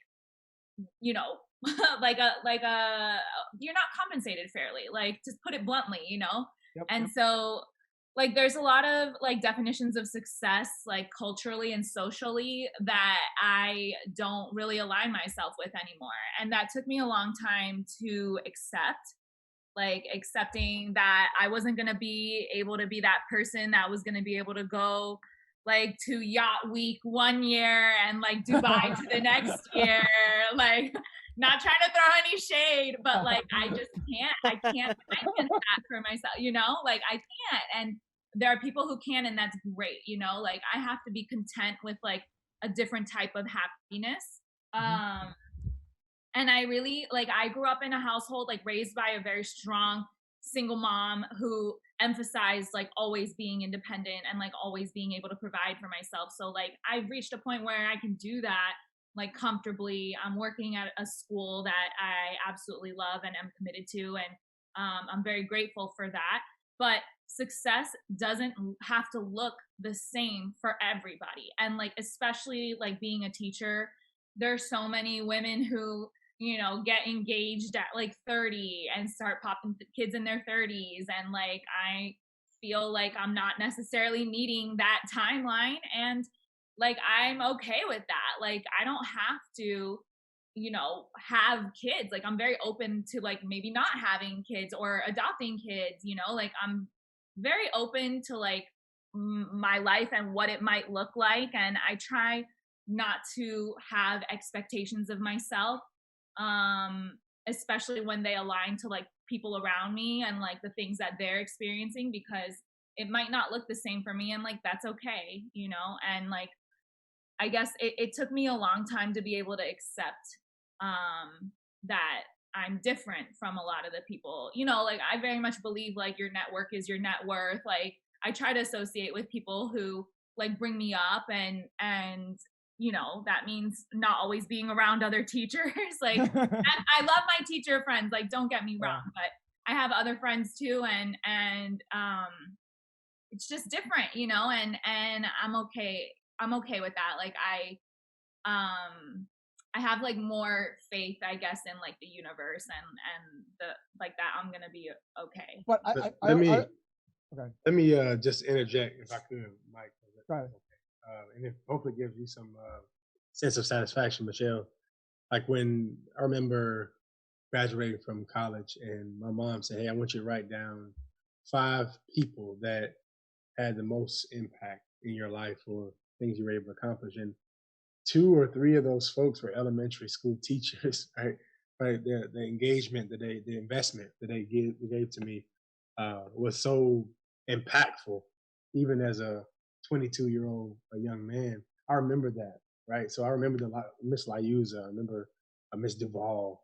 I remember her, and those guys and gals being invested in just my development and understanding and really caring about my life. And I felt that in that space, and I really needed it. So if it gives you any satisfaction, regardless of some of the things that your profession doesn't provide, you know that you're putting a spin on people's lives that is impactful and lasting, lifelong.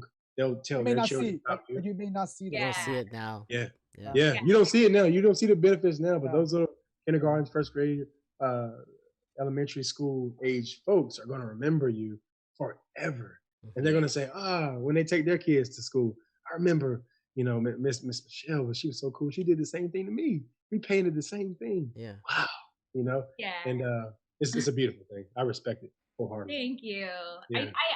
I recognize that I'm in a position of like great like privilege to be able to impact like young humans, and like spend a whole year with them, like a whole 9 months with them, and like I do love seeing them grow like in my school, like seeing even just like passing them in the hallways, like I make connections with their parents and like we stay in touch and I hear about how they're growing. Like it really is an amazing thing. But for like there have been moments in my career where I'm like, I don't know, like I don't know if I can do this. It's been a journey to like accept, that like this is what I've picked, like this is, I really do love it, and it does have hard moments, and I'm not, my value as like a person is not determined by the salary that I have, like, and it's not determined, by my challenges, or it's determined by my like ability to overcome those. So yeah. I mean, we have our next episode actually is about success. Like the one that's coming out tomorrow is actually about success, and we go through like different types of success and how that has changed in our evolution, like as we've gone through life. Too. Like as we've gone through life, how it's changed and everything. And it's interesting to understand, because we talked about like, what is it, like 7 or 8 different types of success, and how do you rank them priority wise, and how do you rank them, and like I feel like your priority ranking is different than what I at least was growing up, like what I had, and even now, like that things have changed, and your priorities are still like more impactful than like what my success rankings are. So there are like a couple different types of success: monetary, career wise, family, relationship, actually impact, community. Impact is one. Yeah, it's one of them. And so, like, it seems like you rank your definition of success differently than ours. And so, and I think it does vary per profession. That's 100% sure. Mm-hmm. I mean, adding to what Jonathan was trying to say, like, at the end of the day, for me, the biggest impact was my high school teacher, and that's the reason why I decided, you know what, I'm gonna go engineering degree, because this guy has spent so much time to introduce science and math to everybody, but especially to me, but because he made it live for me. I actually enjoy doing it, right? And so I want to see it through. But he was also my chemistry teacher. He was also my physics teacher. But he see me, grew as a person. So he was able to put me in a position where I could actually develop as a leader as well. So I became his TA. So like he gave me that kind of opportunity. So if it wasn't because of him going to college, I don't think I would have the confidence to do whatever I had to do in college, to get involved, things like that. So yeah, that's amazing. That's so cool. What a jack of all trades, man. He really knew his stuff. But he did. He definitely did, and he's still teaching there right now today. So super cool. Yeah. When I think about this question, right, like I have a little different, like I agree with all of you guys. Like, you probably, um, I don't know, like the way we grew up, like if we knew what we were going to do now versus like what we like then, like definitely would have changed like the path that I would have taken through college and through everything. But for me, I think the most impactful thing is like travel, right? Like I would tell myself to go travel. I would tell anybody who's out there to go out and like see the world because you get a different perspective of how other people live and how life is outside of your little bubble. I grew up like born and raised in Florida. Like I knew nothing other than Florida, and like my first job, they sent me to Singapore for 3 weeks, and it changed my life. Like I was like, oh my god, everything here is different. Everyone looks like me. I'm regular height there. Like that's one thing. I was like, man, maybe there's places where I'm regular height, right? And then there's 5'5", Jonathan, 5'5". Yeah, 5'5" is like normal height. I might be a little tall over there, right? Like it's how it is, right? So and then just like seeing how they live and like how different cultures take in stuff, like it's interesting, and you need to go experience that like in person and get out of like your little bubble of where you're at. And that's like my top thing that I would tell anybody, like, or tell my younger self, or tell any of the younger generation, like go travel, go see the world, because you'll grow. I think in Europe, there's a lot of people take a year off between high school and college. Before they go to college, they spend a year traveling. It's kind of also within high school, they encourage people to do study abroad, actually, to get that different perspective, because it makes you appreciate a lot of things that you may have today that other people don't have as well. And going to Robert's point, I feel like I made it, for me, after college, I made it a purpose. Like, you know what? I'm going to try to see one country every single year that's differently. And because I already kind of knew that when studying abroad for a little bit in like the Czech Republic, I was like, you know what? Wow, there's a lot of things that I don't know about, especially when I travel by myself. I just, even if it's for 2 weeks, right? Or even if it's for a week, pick one country that you never been of and just explore. Yes, you may not be able to afford it, but you know what? At least have a goal and be that a priority to learn. But also, obviously, everyone has different priority. For me, it was more about try to create the self-awareness to learn a bit more about myself more. So I made that as a huge priority, literally for the last 7-8 years. So, I love that. I actually like that was something that my mom also really impressed in me, was like it's travel. She was born in Chile, and she met my father in Israel. Like they had both been in Israel, and he was American. So that's how I ended up in Florida. But yeah, like I ended up doing study abroad as well. Sorry. Did you guys hear that? Yeah. Oh my bad. So I studied abroad in Spain, and I did like a month and a half there. And like since then, like whenever I travel, like I really want to be like immersed in the culture and like really live the way that the people live there. And like I have such fond memories of Spain because like I really was blended in. Like people did not know I was not like Spanish, that I was like Chilean. Like I really picked it up very nicely. And then I spent like a couple weeks in Israel too. Like I ended up doing Birthright, and that also was like an amazing experience. And just like living like an Israeli, like that's awesome cool. Though. Yeah. So I highly like I agree. Like I think that's something that's so important in like shaping who you are and like building tolerance too, like tolerance of other people, of things that are different, like valuing that, like valuing diversity. That's so important.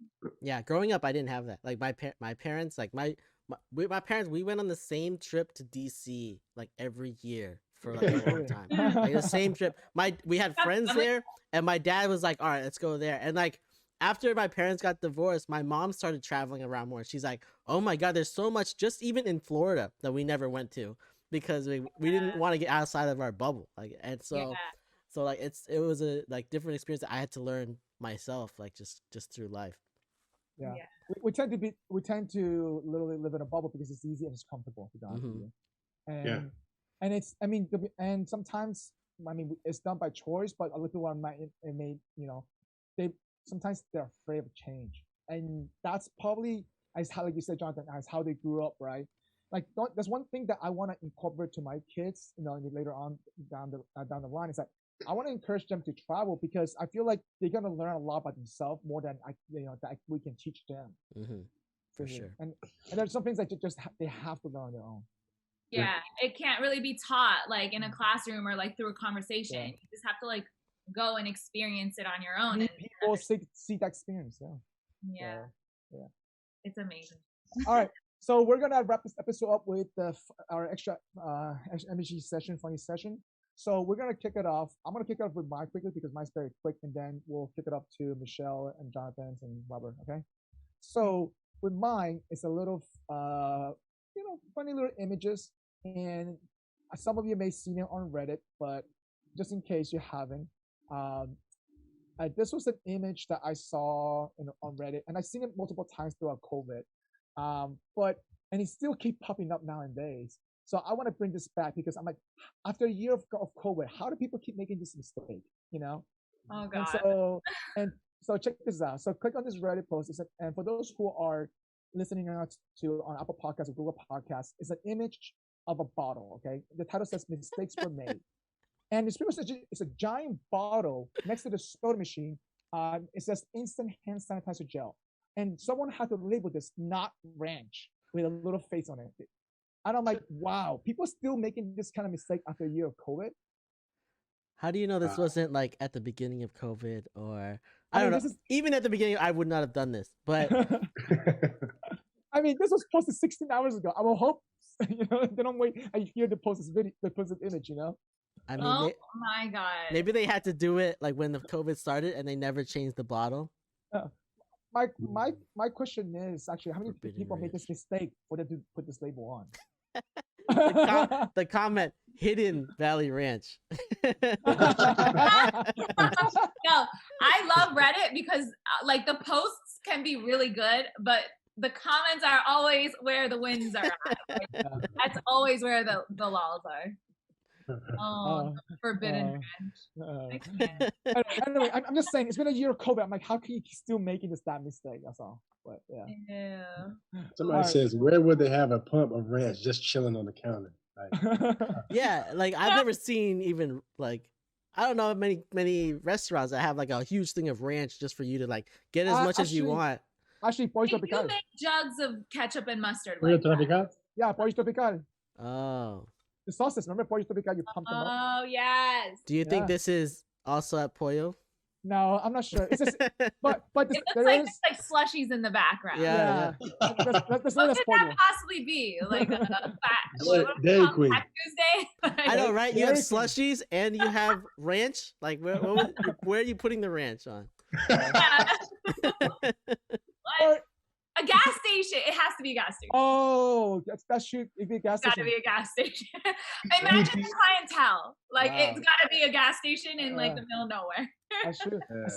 Easily a 7-Eleven. It could be. You never know. Michelle's the Sherlock Holmes here. She's gotta know. Michelle, what's your funny thing or story you have today? Oh my God. Okay. This is like a story / like beware for anybody who's trying to plan a destination wedding. So I have a really good friend from high school who just got married in St. Lucia, and I went to her wedding. Beautiful wedding. I was really looking forward to it. Never been to St. Lucia. I learned it's like so close to Venezuela. I had no idea the geography. Like I'm not great with Caribbean geography. So it was super cool. I was very excited about it. And like as soon as the plane landed, my friend, she sent me an article from NPR. She's like, hey, have you seen this? And it was like about a volcano in the Caribbean that had like literally started erupting while I was on my way to St. Lucia. And I was like, oh shit. Ooh. And I Googled it, and it's literally on the island right below St. Lucia on St. Vincent. And the airport, St. Lucia has 2 airports. One's like a small private airport, and the other one's like the main airport. And the airport's at the southern part of St. Lucia, and the volcano was like at the northern part of St. Vincent. So it was literally like 40 miles away. And like I had noticed when we landed, like it's pretty hazy. It wasn't like the sunny blue Caribbean skies that I had seen when we were like in the Bahamas area when we had left. So I like didn't really think anything of it. And then my friend got married on Saturday, beautiful wedding. it was still hazy, so it like. Do you have like a volcano in the background, like shooting off? No, it's I like do, and then the volcano shoots northern out. part of St. Lucia, so no, like volcanic background. Should have planned that out like, better. Oh my god! Like I learned so much about volcanoes on this trip. It was literally like a Nat Geo expedition. But wait, how was the air quality though? Just wondering, I'm curious. So the air quality was not great because like on Sunday, no, not on Sunday. I'm sorry. On Tuesday. So I was supposed to leave Monday. Let me just throw that out there.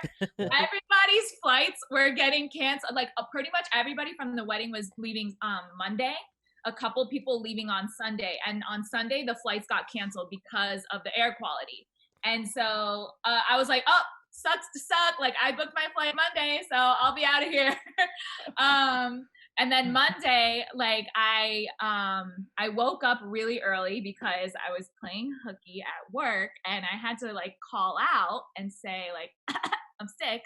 And I called my job, and then I'm supposed to text my bosses, and I go to text my bosses, and there's a text message from American Airlines like, your flight has been canceled. Like literally one sentence, your flight has been canceled. And literally it was 5 a.m. and I like shit a brick in my bed. And I was like in a room with like another couple like sharing the room, and I was like, guys, our flights are canceled. And they immediately start texting everybody like in the group chat. I like call American Airlines, and they're like, oh, like the next flight out that has seats available is Thursday. I was like, fucking Thursday.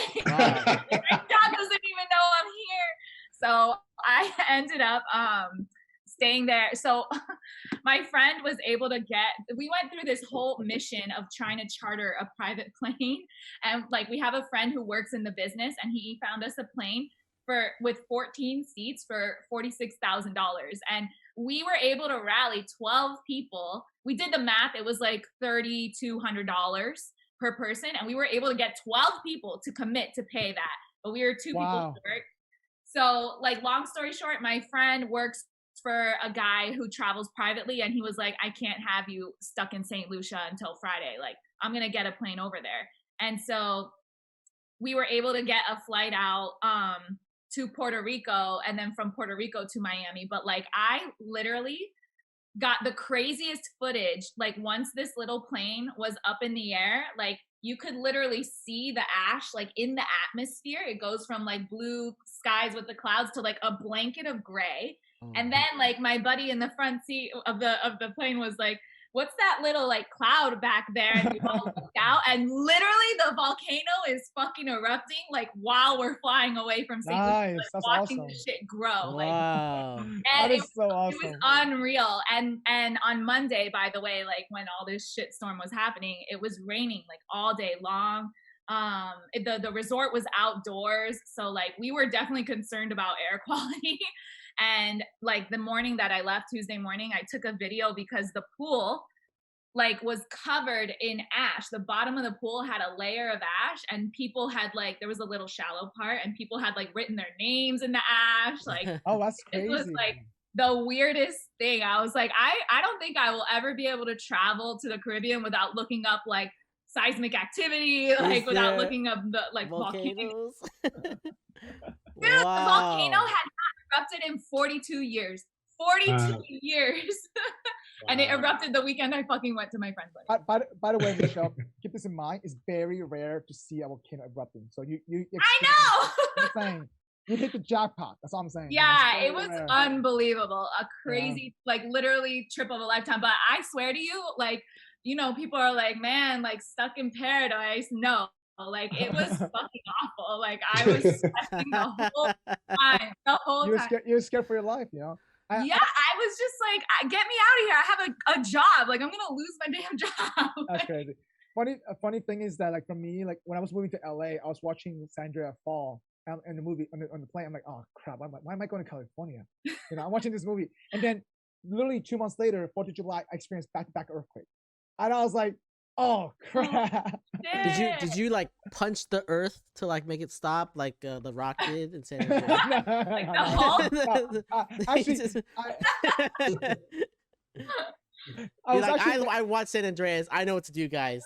I'm gonna take over. No, I was actually making arepa the first time, and we were drinking a little bit, Saturday fun day, and we're like making arepas, and I'm like, am I really that buzz? Oh, the ground's shaking, guys. We're like, oh crap, this is an earthquake. I was like, and the pan was about to fall off. The first thing I react, save that arepa first, turn the fire off. Instead of priorities, right? Wow. And I mean, but listen, that first experience, I feel like you won't, especially your volcano, and it's just like such a rare experience. Yeah. It makes you question, like, wow, okay, my life can end tomorrow. Let me tell you. Mike, the earthquakes in California, they're not very rare. For me, it is though. Coming from Florida. But the volcano thing is I did the same thing when I came to San Francisco. The first earthquake, I was like, oh shoot, like this is weird. And I'm up in a high rise, so like the building's moving back and forth on purpose. Like that's how it's made. And I'm like, oh man, it's gonna fall over. We're gonna fall over. But it's scary the first time. A brick. How? Yes. Like yes. I cannot. No, thank you. God. But yeah, I literally was like desperate to get off that fucking island. I was like, I was like talking to my friends, like, can't we get a boat? Like, what can we do? This shit is like way too far to take. Moral of the story is no people with private jets and private boats, and no, that gets you out. Moral of the story is don't plan a destination wedding, you bitches. Like, don't. What? That's the moral. Oh my god! But you don't have this experience if you don't go to this destination wedding. You can't tell your kids the story now. So yeah, you're right. It's always like travel. That was from the last portion of the show. Go travel. It all ties in, guys. All right, Jonathan, what's your story of funny things you want to share with us? Oh man, I told you I don't have one. I'll try to think of one. No worries. If you don't have one, no worries. It's not funny. Just I guess maybe respect to you and your family. So as some of you know, me and Wong were roommates at Disney World as interns. We lived in a nice vacation resort. He hooked us up with all that, right? I think I may have shared this before with you, Wong, but I didn't know like how expensive like really having to eat outside of like the parental home or even outside of school was. I'm like, man, I can't eat out every day. I'm gonna have to cook, right? So Wong and Chi, they were both my roommates. They were cooks, like they were raised that way. Like he said, his mom and dad were chefs. I said, you know what? I'm gonna try it. So I go out and get groceries, and my favorite food is macaroni. And I have yes, 100% sure. A lot of macaroni. Yeah. I love macaroni. So I go out and I'm like, hey, all right, so it's gotta be Kraft, like the box macaroni, with 99 cents. I get that and I bring it home. And as I'm cooking, I don't know what I'm doing. In my mind, I thought that food already came seasoned, right? You just have to put the water or put it in a pan. You don't have to add anything additional. So I figured whatever came in that box, whatever came in that package, just cook it and you're gonna be good. So I do that, and I'm put the water in with the macaroni. Probably should have been milk. I put the noodles in and made it soft, and I put the little sauce in there that comes in the packet, and that was cheese. It. Right. So I'm like, okay, it's yellow. It looks like macaroni. It's done. As I scrape it onto the plate, I'm hungry at that point. So I'm at the point where it's like, hey, let's kill the hunger pains. It's not about enjoyment. Let's kill these hunger pains. Yeah. And then Wong comes in. He's like, hey, what you cooking? I said, man, I'm cooking my favorite, macaroni and cheese. He said, okay, let me try some. And then I said, okay, whatever. And he goes, he said,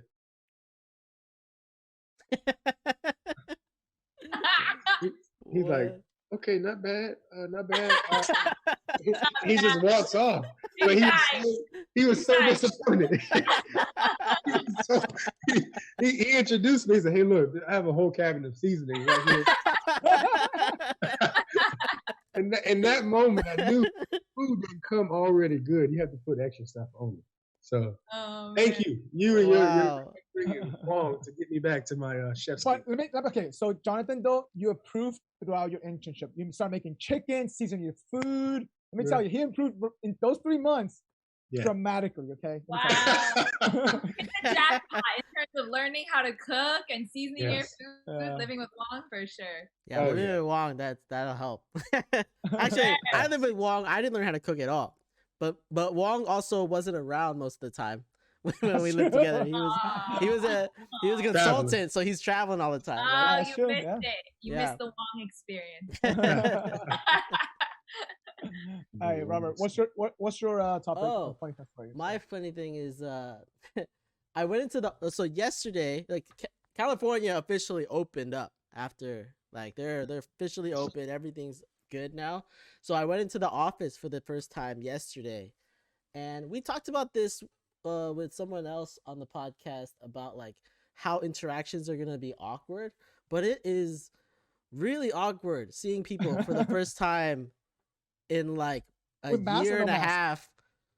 At work, there's no mask because like everyone's vaccinated and they've like done tests and stuff. Like it's where no one in the office is wearing masks anymore. I don't think most people outside are wearing masks either. I think it's just like I think it's a little drastic going from like shut down for a year and a half to let's just take off all of our masks. Like for me mentally, I'm like still phasing that out. But yeah, I went into the office and I'm like seeing people for the first time that I've been working with for like a year and I haven't met before. And so I'm like introducing myself. I'm like I'm just running into people that I've been working with. I'm like, oh, hey, what do I say now? Like, nice to meet you. Nice to meet you. No, do I shake your hand? Pound? I don't know what to do. Like I feel so weird in that situation. And it's a experience. Like you gotta ramp up to it. But I'm like, I feel like I don't know how to interact with people anymore. It's crazy. How awkward was it? Some of the experiences. A lot of it's just like me. It's a lot of me, right? Everyone else is like, hey, like what's going on? Like, hey. And then I like go blank. I don't know what I'm like. I don't know. I talk to people all the time, but for some reason when I'm in person with them, I like lose my mind and I don't know what to say. I'm like, hey, good seeing you. Like I haven't seen you. Like this is the first time we met in person. Like I was like, oh hey, like wow. It's like it's shocking to me that I'm seeing people. Like, let me ask you this though: does it feel like you don't know them, or it's like, hey, I've already met you, kind of deal? No, like I've met them all, and I know that it's just like, maybe not socially, but like we hang out and like we've like worked on a lot of stuff for a long time, so then we like get to know each other. But it's just like how like interacting face to face.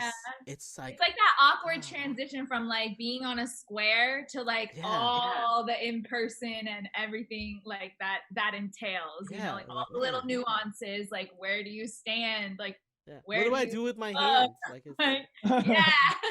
Oh yeah, a little elbow tap. Funny thing is that so I started going to Orange Street without a mask, and one of the instructors said, "Hey, wow, we can see your face reaction, your pain now." You know, because when we were going to Orange Street, we had to wear a mask the whole time. It was first of all, it's already hard breathing already without a mask. With the mask, it's even worse, right? But then we took the mask off. They were like, "Oh, so you guys are struggling still? Like you guys should be used to by now. You know, you've been training with mask on." So well, that's the reason why my fitness routine went down the drain. I was like, I can't do this in a mask. Like I'm gonna suffocate. It was hard. Excuses. Holding on to it, okay? All right. Well, listen, Michelle, Jonathan, thanks for hopping on, and cheers to you all. Cheers to 1 year anniversary, Robert. Cheers. Cheers. And this is definitely fun. Hopefully you like the structure better. So going forward, we're gonna do one topic question. That's what we're gonna do going forward every single episode. So this is a new structure. And for those who are watching us on YouTube right now or Twitch, thanks for hopping on. Robert, you want to take it off with me? Yeah. Do you guys, Jonathan or Michelle, do you guys want to pimp anything? I put up your Instagrams and your Twitters on the screen. It'll be down in the description. You guys have anything you guys want to plug before you go? No. All right. Try vegetarianism. There we go. No. Take the one that. We got disagreements here. Edit that out. Joking, guys. All right. Well, everybody watching, we want you guys to like hit that like button, smash the subscribe button. Leave a comment. Leave a comment. And then everybody listening to us on the podcast apps, you guys can subscribe, listen to us every week. And then if you guys want to check out all of our episodes, they're on our website, www.gfotthoughts.com. Appreciate everybody. Thanks for coming on. Hey! All right, thanks for hopping up. Thanks, Michelle. Thanks, Jonathan, for joining us. Appreciate that. Yeah. Peace, y'all. Bye. Thanks for joining us for this episode of the Gluten-Free Organic Thoughts podcast. As always, we appreciate you. If you are watching us on YouTube, please don't forget to subscribe to our channel, like this episode, and leave us a comment. If you are listening to us, please leave us your honest review on your preferred podcast listening platform.